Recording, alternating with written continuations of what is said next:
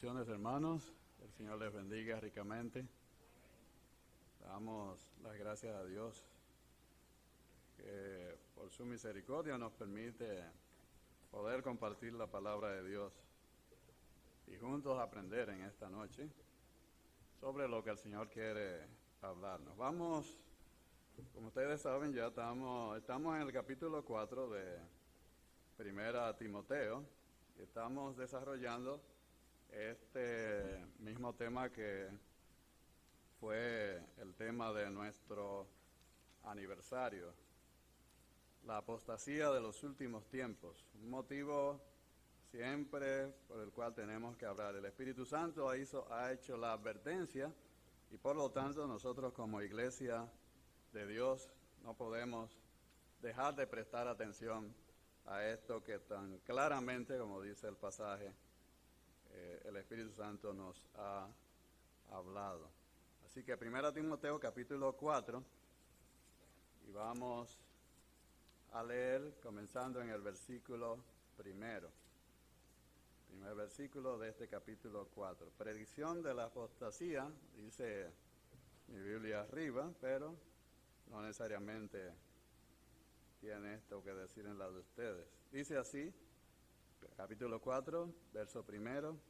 Pero el Espíritu dice claramente que en los postreros tiempos algunos apostatarán de la fe, escuchando a espíritus engañadores y a doctrinas de demonios, por la hipocresía de mentirosos que, teniendo cauterizada la conciencia, prohibirán casarse y mandarán abstenerse de alimentos que Dios creó para que con acción de gracias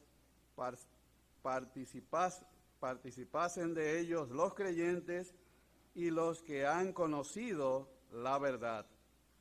Porque todo lo que Dios creó es bueno y nada es de desecharse si se toma con acción de gracias. Porque por la palabra de Dios y por la oración es santificado. Vamos a orar para poner todo bajo la guía y dirección de nuestro Dios. Amante Dios y Padre Celestial, gracias te damos por la oportunidad, oh Señor, que nos concedes de compartir juntos en esta noche tu palabra. Nos ponemos, oh Señor, en tus manos para que a través de tu Santo Espíritu tu guía tu siervo, de manera tal, oh Señor, que todo cuanto en esta noche sea tratado sea bajo la guía y dirección de tu Santo Espíritu. Que tu palabra, oh Señor, nos edifique a todos y cada uno de nosotros aquí congregados en tu nombre, a tu iglesia, oh Señor, en el nombre de Cristo Jesús. Amén. Decíamos en nuestra última intervención sobre este importante capítulo 4, que el apóstol Pablo continúa dando instrucciones a Timoteo ante la situación en la que se encontraba la iglesia de Éfeso, con la presencia, trabajando ya en medio de ellos, de algunos falsos maestros que estaban introduciendo falsas enseñanzas muy peligrosas. Y en este importante capítulo 4 el apóstol pasa a lo que podríamos decir la parte práctica respecto a lo que se requiere de un buen ministro del Señor Jesucristo y del ministerio que debe desarrollar en la iglesia de Dios frente al gran desafío que representa la apostasía de estos últimos días. Y hemos dicho que lo que el Espíritu Santo está revelando con tanta claridad a la iglesia del Dios viviente, como vimos en el capítulo 3, es un verdadero escenario de guerra, y no precisamente de cualquier guerra, como iremos viendo, sino de una verdadera guerra espiritual. Y hay dos errores principales que se deben evitar cuando se trata este tema bíblico, o sea, está contenido en la palabra de Dios. de la guerra espiritual. Uno de esos errores es el énfasis excesivo que se hace sobre los demonios o en los demonios. La verdad es que se ha exagerado bastante sobre este tema, pero no creo que esto ocurra de manera inocente. O sea, esa exageración que vemos sobre el tema, muchos creyentes culpando a los demonios de cada pecado que ocurre en su vida, cada tentación, cada conflicto, cada caída, se obsesionan con el tema de una manera tal que le atribuyen a ellos todas y cada una de las cosas malas que les ocurren en la vida, cuando a lo mejor, y muy probablemente, ni siquiera estaban cerca los demonios, no intervinieron en esos asuntos. Pero recordemos que los enemigos del alma, los enemigos del creyente y por ende de la iglesia, son tres: Satanás, el mundo y la carne. Dos son exteriores al creyente, y uno interior. Pero ellos tres se combinan para formar un formidable enemigo con el fin de vencer y frustrar los planes y propósitos de Dios para con su iglesia, que debe ser todo el tiempo columna y baluarte de la verdad. Y el otro error, o sea, uno es el excesivo énfasis en los demonios, y no es que no estén, y no es que no intervengan, y no es que no tienen un constante accionar sobre todo lo que corresponde a la labor de la iglesia, muy particularmente, y de sus miembros. El otro error es también y quizás tan peligroso como el primero, el énfasis excesivo, es el énfasis insuficiente sobre el tema. El énfasis exagerado, como decía, de culpar a los demonios de todo, provoca que el tema se relaje y que a su vez vaya perdiendo interés en el ambiente de la iglesia, del cristiano. Y esto hace precisamente que la iglesia ignore por completo el ámbito espiritual adverso, es decir, en contra, que les rodea.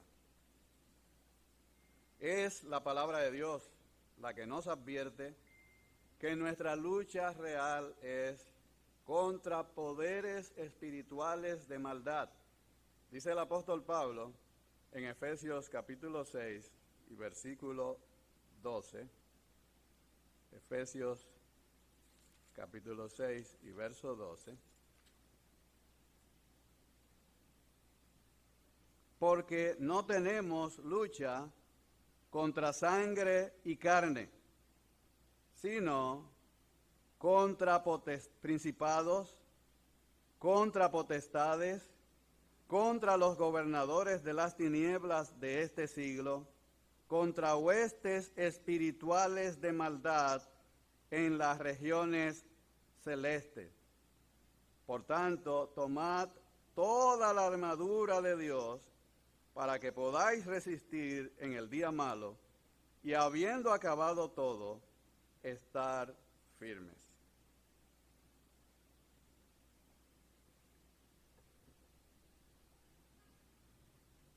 El único que le conviene esta actitud de ignorancia por parte principalmente de la iglesia, porque todo esto que estamos aquí, que el apóstol Pablo nos está aquí revelando, es contra la misión de la iglesia. O sea, todas estas huestes de maldad es trabajando en contra de la labor, de la función de la iglesia. Por lo tanto, al único que le conviene esta actitud por parte de la iglesia de ignorancia respecto a la realidad de todas las operaciones que llevan a cabo Satanás y sus huestes espirituales de maldad en contra de la iglesia, lo único que le conviene es a Satanás mismo.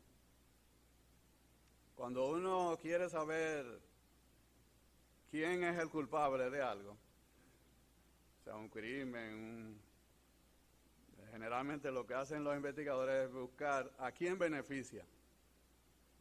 Si algo malo pasa, o sea, ¿a quién beneficia el que se haya matado o asesinado a alguien?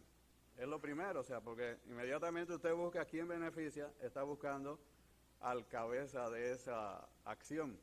Y en este caso, al único que beneficia precisamente esa actitud de ignorancia de la iglesia, fundamentalmente de todo este accionar espiritual de maldad en su contra, es a Satanás. Así es que la clave para tratar este tema tan importante es ajustarnos al equilibrio que da lo revelado por las Escrituras. El apóstol Pablo, en su carta a los Romanos, en el capítulo 6, y versos 12 y 13, Romanos capítulo 6,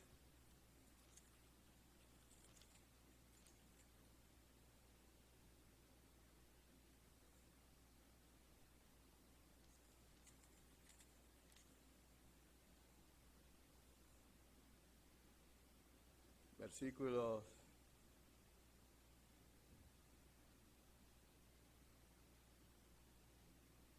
12 y 13, nos dice de la siguiente manera: no reine, pues, el pecado en vuestro cuerpo mortal, de modo que lo obedezcáis en sus concupiscencias, ni tampoco presentéis vuestros miembros al pecado como instrumentos de iniquidad, sino presentaos vosotros mismos a Dios como vivos de entre los muertos, y vuestros miembros a Dios como instrumento de justicia. Porque el pecado no se enseñoreará de vosotros, pues no estáis bajo la ley, sino bajo la gracia. El apóstol Pablo aquí nos está exhortando a no caer en las artimañas de nuestro cuerpo mortal. Dice, de modo que no obedezcáis, o sea, no reine pues el pecado en vuestro cuerpo mortal. Una interesante expresión aquí. De modo que lo obedezcáis en sus concupiscencias. Con el enemigo más cercano que estamos en una verdadera guerra, es nuestro cuerpo. Es el primer enemigo que tenemos. Satanás, el mundo y la carne. O sea, yendo de atrás para adelante, el primero que está ahí a la puerta nuestra es el cuerpo. Este cuerpo mortal, que tiene sus demandas. Y él tiene sus artimañas para tratar de controlar nuestra voluntad.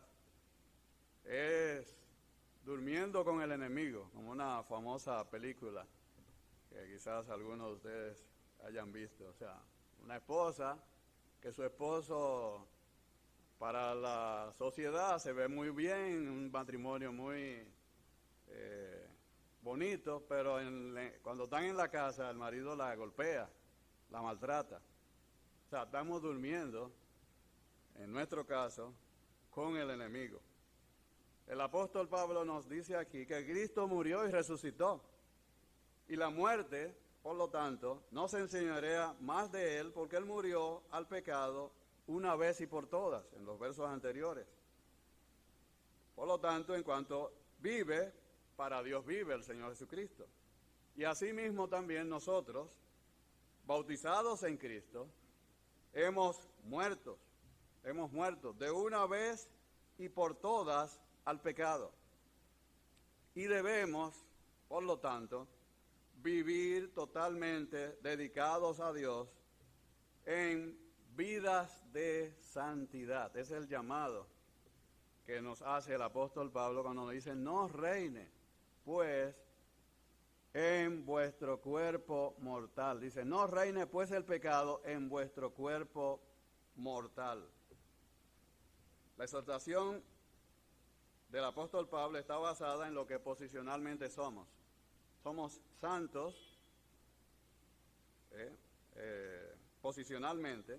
Por lo tanto, la parte ahora que nos corresponde es que no dejemos que el cuerpo mortal controle, o sea, el pecado a través de nuestro cuerpo mortal, controle completamente nuestro accionar. Pues el pecado en vuestro cuerpo mortal, el término cuerpo mortal en el griego es un cuerpo sujeto a muerte, de modo que lo obedezcáis en sus concupiscencias. El término griego aquí es epitumía, que se refiere a un intenso deseo por lo prohibido.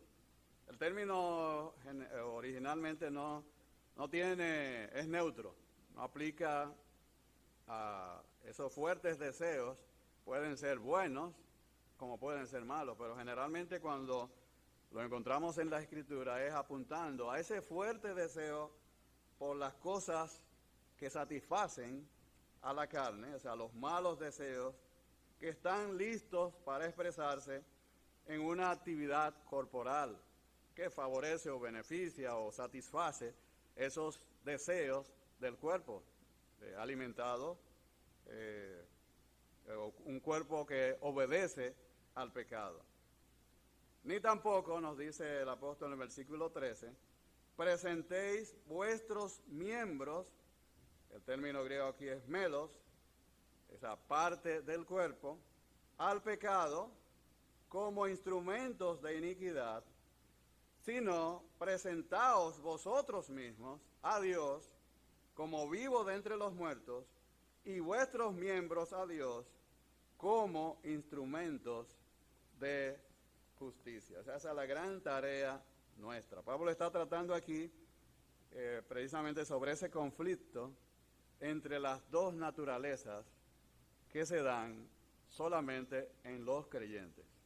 Ya vimos este tema en nuestro curso de evangelismo personal. Un interesante curso que es lamentable que muchos no lo estemos tomando, o sea, no estén participando del mismo por los beneficios, sin lugar a dudas que representa y debe representar para el trabajo que tenemos que hacer día a día, o sea, la evangelización, predicarle, no solamente apoyarnos en el trabajo desde el púlpito, pensamos que ya simplemente con eso es suficiente, el domingo, en la noche, la predicación del evangelio, pero y entonces el resto de la semana, ¿qué vamos a hacer? O sea, nos paralizamos.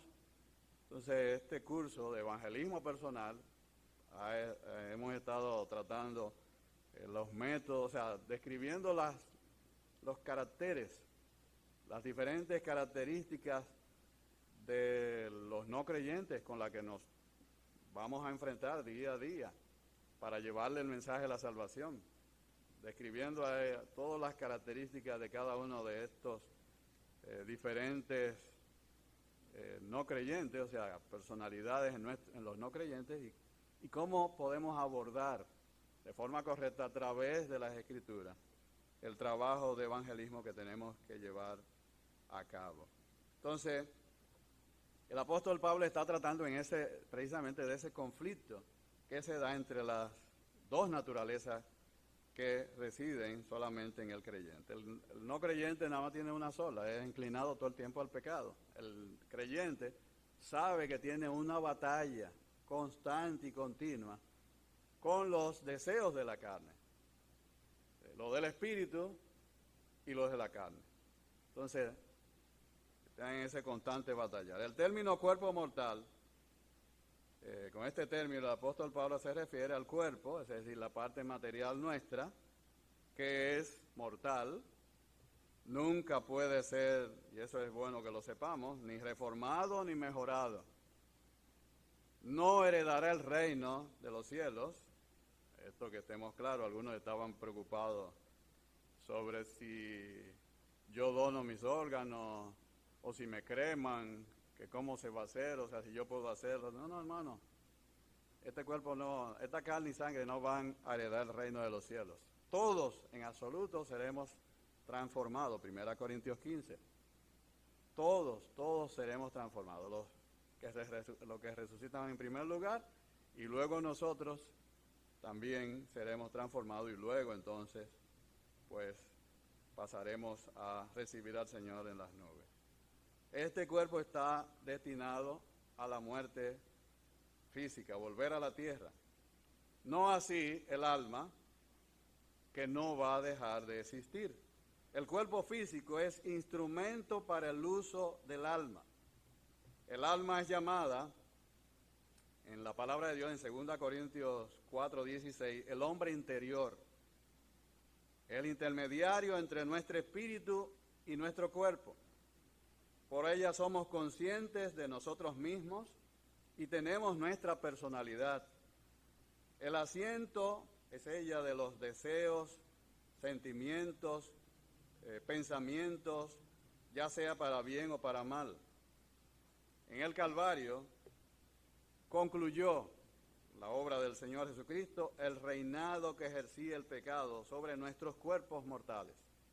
Por lo tanto, nos dice Pablo, nos corresponde ahora a los creyentes, presentaos vosotros mismos a Dios como vivos de entre los muertos y vuestros miembros a Dios como instrumentos de justicia. Esta es la acción responsable de nuestra parte. Dios es el que hace también la santificación. O sea, somos santos posicionalmente por la obra hecha por Jesucristo, por parte de Dios, pero también el proceso de santificación no es una obra nuestra, es el Espíritu Santo trabajando en nosotros por medio de la palabra, pero hay una responsabilidad. Por eso el apóstol Pablo nos llama, nos exhorta a que nos presentemos nosotros mismos a Dios como vivos entre los muertos y vuestros miembros a Dios también como instrumento de justicia. Esta es la acción responsable de nuestra parte que estamos llamados a ejercer sobre nuestro cuerpo. O sea, yo no puedo decir o excusarme, no, porque, y es una expresión que ustedes lo han oído muchas veces, hoy es viernes y el cuerpo lo sabe. O sea, yo no tengo la culpa. El cuerpo mío es que me lleva a pecar. Esa no es una excusa para el creyente. Para el mundo podrá usarla y justificarla, pero para el creyente no es excusa el decir, bueno, que pequé porque los deseos fueron más fuertes. No, es una batalla con nuestro cuerpo y sus deseos. Nos advierte Pablo con este término también, que es este cuerpo mortal, el único repositorio, es decir, depósito que queda en donde el pecado encuentra vulnerable al creyente. O sea, de modo que lo obedezcáis en sus concupiscencias, es decir, sus deseos pecaminosos. Es en nuestro cuerpo mortal, como le decía, durmiendo con el enemigo, es que estamos peleando con él. Eso significa también, hermanos, que el cerebro, que es parte de nuestro cuerpo, y sus procesos mentales, es decir, en el cerebro es que se alberga la mente, que es el cerebro de la parte material que vemos, pero la mente, que es esa capacidad de pensar, razonar, se alberga en la mente, o sea, donde se originan los pensamientos. La Biblia hace también una referencia, un vínculo con el corazón. O sea, pero sabemos que no es en el corazón que se dan los procesos de pensamiento, en el órgano. Pero cuando habla del corazón, habla de ese lugar especial donde se originan todos los deseos, donde salen todos los malos o buenos deseos que controlan nuestras acciones. Entonces, en el cerebro y en sus procesos mentales, es decir, la mente y sus pensamientos, que son parte de nuestro cuerpo, pueden constituirse en elementos de tentación para nuestra alma por los deseos pecaminosos que se albergan allí. Así que nuestra mente, por todos los procesos que allí se dan, pensamientos, razonamientos, recordamos, imaginamos, tomamos decisiones. A ella pertenecen el poder intelectual, el raciocinio, la sabiduría y la inteligencia del hombre. Ocupa un lugar predominante en la vida del hombre, porque es la que principalmente dirige nuestra conducta. Está relacionada con lo que la Biblia llama el corazón. Y todo esto hace, por lo tanto, que nuestra mente se constituya la propiedad más valiosa a ser conquistada por nuestros enemigos. La mente es el campo donde la batalla se lleva a cabo. Es allí donde la fortaleza es atacada y, en el caso del creyente, es tratada de ser tomada. Dice el apóstol Pablo en 2 Corintios, capítulo 10,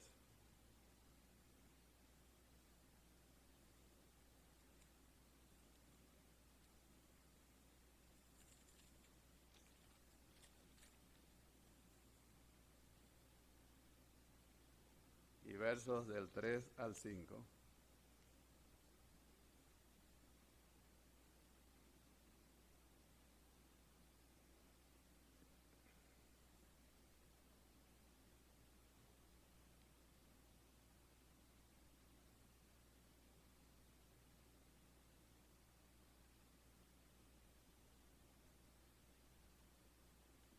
Segunda Corintios 10, versos del 3 en adelante, dice, estoy viendo a ver si tomo más hacia atrás para tener la idea. Vamos a comenzar del verso 1. Segunda Corintios 10, comenzando el verso 1. Yo, Pablo, os ruego por la mansedumbre y ternura de Cristo, yo que estando presente ciertamente soy humilde entre vosotros, mas ausente soy osado para con vosotros. Ruego pues que cuando esté presente no tenga que usar de aquella osadía con que estoy dispuesto a proceder resueltamente contra algunos que nos tienen como si anduviésemos según la carne. Versículo 3. Pues aunque andamos en la carne, no ministramos según la carne, porque las armas de nuestra milicia no son carnales, sino poderosas en Dios para destrucción de fortalezas, derribando argumentos y toda altivez que se levanta contra el conocimiento de Dios, y llevando cautivo todo pensamiento a la obediencia a Cristo. Hasta aquí esta parte. Fíjense cómo el apóstol Pablo aquí nos habla de la batalla, de una batalla. Luego del lugar donde ésta se lleva a cabo, y después nos habla del objetivo de esa batalla. Dice el versículo 3, porque aunque vivimos en la carne, no militamos según la carne. O sea, a Pablo le gustaba mucho esas figuras, el atleta, el labrador, el soldado, o sea, porque él lo veía, o sea, acuérdense que estaba en un ambiente de dominio por parte del Imperio Romano, o sea, que dominaba el mundo conocido de su época, llegó a conquistar.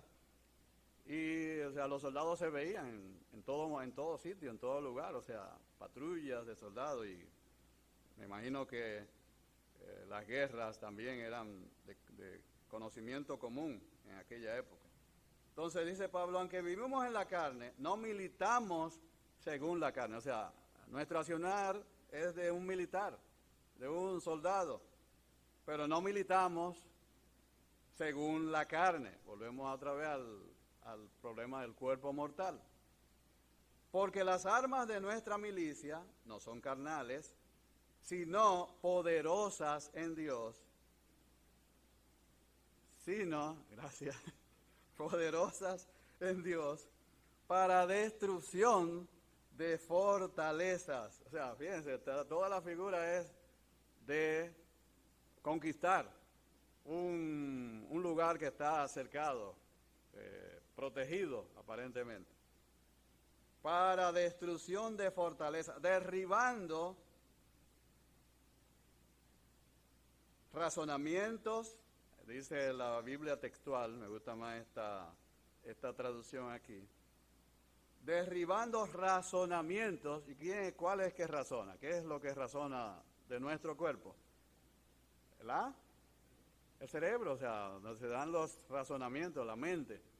Derribando razonamientos, o sea, todo pensamiento humano y toda altivez que se levanta contra el conocimiento de Dios, y llevando cautivo todo pensamiento a la obediencia a Cristo. O sea, sujetar todos nuestros pensamientos a la obediencia a Cristo. O sea, un campo de batalla, el lugar donde se lleva a cabo esta batalla en la mente, y después el objetivo de tal batalla, o sea, derribar toda fortaleza, es decir, todo razonamiento y toda altivez que se levanta contra el conocimiento de Dios, y llevando cautivos. Recuérdense que los soldados, cuando conquistaban un territorio, o sea, cogían a todo el mundo ahí, o sea, era prisionero de ellos. Generalmente los imperios asirios hacían un método que ellos tenían, era trasladar a los pueblos conquistados a otro lugar para que no se le formaran focos de guerrillas en el territorio mismo. O sea, eso pasó mucho con la nación de Israel, por eso Israel fue sacada de su territorio cuando fue dominada por los imperios babilónicos, asirios. O sea, los sacaron de su territorio. O sea, y llevaban cautivos todas estas personas. O sea, y llevar cautivo todo pensamiento a la obediencia, o sea, sujeto a la persona de Cristo. Esta lucha se relaciona con la mente del hombre. El apóstol Pablo compara los razonamientos con la fortaleza del enemigo. Consideraba la mente una fortaleza del enemigo que debía ser derribada, y que dentro de ella había muchos pensamientos rebeldes. Mas la verdad de Dios es capaz de vencer a todo razonamiento humano que se ensalza contra el conocimiento de Dios. La humana sabiduría basada, vemos aquí, en la altivez del corazón. El hombre impío no dice que no hay Dios, o sea, rechaza todo conocimiento de Dios o relación con Dios, y vive en constante rebeldía en contra precisamente de la voluntad de Dios. O sea, y esa mente carnal está en nosotros, hermanos. Hay que someterla. O sea, no hay otra manera para que podamos entonces accionar conforme a la voluntad de Dios, a dirigir nuestra conducta ya conforme a la voluntad de Dios. La humana sabiduría, basada en la altivez del corazón del incrédulo, es hueca y vacía, llevando cautivo todo pensamiento a la obediencia de Cristo. No obstante, La palabra de Dios es poderosa en el proceso de cambiar el pensar del hombre, trayéndole a la obediencia a Cristo. Hombres grandes y humildes, reyes y esclavos, han sido persuadidos a obedecer al Evangelio de nuestro Señor Jesucristo por medio de la predicación de la verdad. Por eso en el curso de evangelismo personal insistimos, el material es así, o sea, tiene esa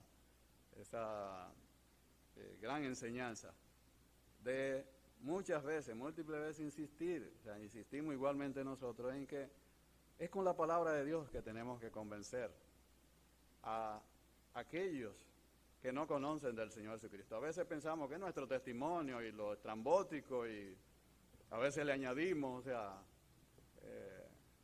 extraordinario, que yo soy sacado del pecado y el ambiente de pecado en que estaba y pensamos que eso es lo que va a convencerlo. No, hermano, es la palabra de Dios. Por eso el material insiste en que debe ser la palabra de Dios la que uno expone a la persona. Y ni siquiera tanto citarla, es bueno citarla de memoria, pero es bueno, si tenemos la oportunidad, dársela a leer al amigo. O sea, dársela a leer, que él mismo sea el que la lea y la vea. Y no piense que uno le está manipulando los textos, sino que él mismo compruebe a través de la palabra que lo que le decimos es cierto, o sea, y él lo certifica ahí a través de la palabra. Y ella es, mediante la accionar del Espíritu Santo, la que va a penetrar y descubrir lo más interno del corazón de cada uno de ellos. El apóstol Pablo tuvo que derribar la mente del hombre, llevando cautivos los pensamientos rebeldes, para que fueran sometidos a una obediencia total a Cristo. Y estos versículos, hermanos, nos muestran que la mente del hombre carnal es un campo de batalla, porque allí también, como vamos a ver, más adelante ya terminamos por esta noche, porque allí los espíritus, sí, el ambiente adverso y de batalla en contra de la iglesia, hermanos, está también allí influenciado nuestra mente por los espíritus a través precisamente de ese vínculo que aún todavía, ese repositorio que aún todavía no está sujeto del todo a la voluntad de Dios, que hay que trabajar, hay que de manera activa y personal y responsable, o sea, y responsable, para que no suene como de manera irresponsable, no, de manera responsable, o sea, es parte de nuestra responsabilidad, tenemos nosotros que sujetar nuestra mente y nuestro cuerpo a la voluntad de nuestro Dios. A veces nos queremos quedar en la casa, que estamos muy cansados, como decía, el cuerpo lo sabe bien, el cuerpo lo sabe, o sea, no busca y se justifica, o pretende justificarse, pero hermanos, no podemos dejar que sea el cuerpo, nuestro cuerpo mortal, el que determine cuál debe ser la conducta que como creyentes tenemos que siempre presentar. Columnas y baluarte de la verdad, hermanos. Vamos a seguir viendo más adelante todo lo que esto implica, cómo todas esas fuerzas adversas se confabulan, Satanás, el mundo y la carne, para ejercer control sobre nuestras vidas. Que el Señor nos bendiga.